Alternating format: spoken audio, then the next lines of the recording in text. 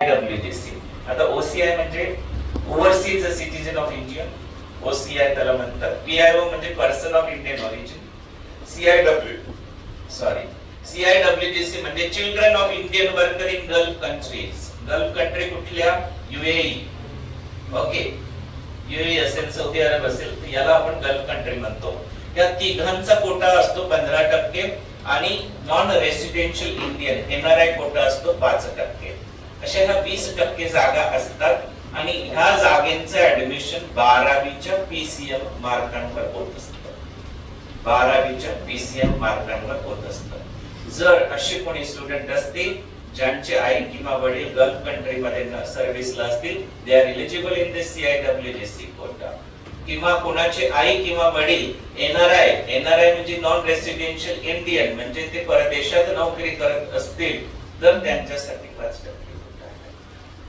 आता हा सगळा कोटा प्रायव्हेट कॉलेज मध्ये जर म्हटलं PICT ला आहे, गमिन्सला आहे, त्यानंतर BCCOE ला आहे, VIP कॉलेजला आहे, मुंबईचं म्हटलं तर DJ संपी कॉलेज आहे, थॉडोनल कॉलेज यासारख्या टॉप 10 इन्स्टिट्यूट मध्ये आहे. तर खरोखर ही एक चांगली संधी असेल जर कोणी त्यात एलिजिबल होत असेल तर.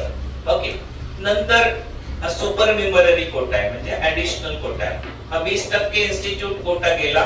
मग कॅप राऊंड मधनं किती येतो? सेंट्रलाइज ऍडमिशन प्रोसेस मधनं पुन्हा एकदा 15% जागा ह्या JEE मेन्सच्या मार्कांवर ऑल इंडिया कोटा म्हणून रिझर्व असतो. 15% seats in all private institutes are reserved as the all India quota seats आणि त्या सगळ्या JEE मेन्सच्या मार्कांवर भरल्या जातात.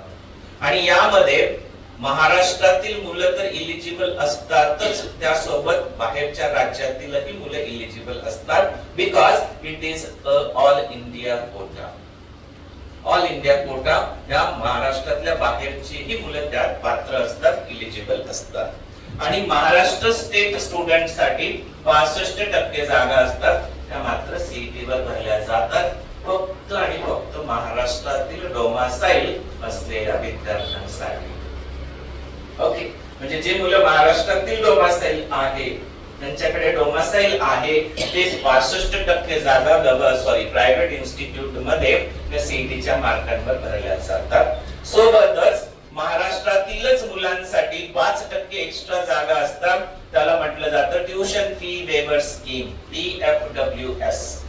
TFWS च्या 5% जागा ऍडिशनली सगळ्या इन्स्टिट्यूट्स मध्ये असतात. त्यासाठी पात्रता 2, एक महाराष्ट्रातलाच मुलगा असला पाहिजे, दुसरं पालकांचं उत्पन्न 8 लाखाच्या आत असलं पाहिजे. या 2 कंडिशन तर तो विद्यार्थी TFWS ला एलिजिबल होतो, अन्यथा नाही. सर अशा पद्धतीने प्रायव्हेट इन्स्टिट्यूट्स मध्ये या जागा असतात आणि आपण अशा कोटामध्ये पार्टिसिपेट करू शकतो. सेकंड टाइप ऑफ इन्स्टिट्यूट्स आहे गव्हर्नमेंट. आता गव्हर्नमेंट मध्ये कुठल्याही पद्धतीचा मॅनेजमेंट कोटा नसतो, कुठल्याही प्रकारचा ऑल इंडिया कोटा नसतो. फक्त आणि फक्त महाराष्ट्रातील मुलांसाठी 100% जागा त्या CETच्या मार्कांवर भरल्या जातात. ओके, त्यानंतर TFWS 5% जागा तर आहेच आहे, जसं प्रायव्हेटला आहे सेम याला आहे. त्यासोबत काही गव्हर्नमेंट इन्स्टिट्यूट्स, काही म्हटलं तर हे 3 नाव आहे, BJTI, COEP, वालचंद सांगली. या ठिकाणी हा कोटा आहे.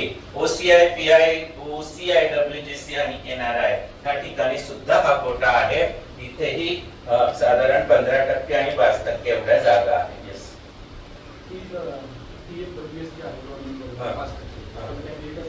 मेरिट तर सगळ्यांना मेरिट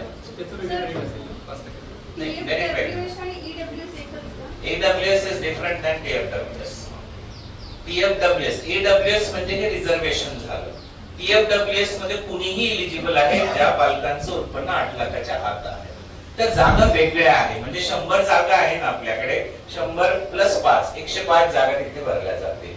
आणि 5 जागेचं नॅचरली TFWS चं मेरिट नॉर्मल पेक्षा 1 to 2% एक्स्ट्रा असतं, कारण फी सवलत मिळते त्याला.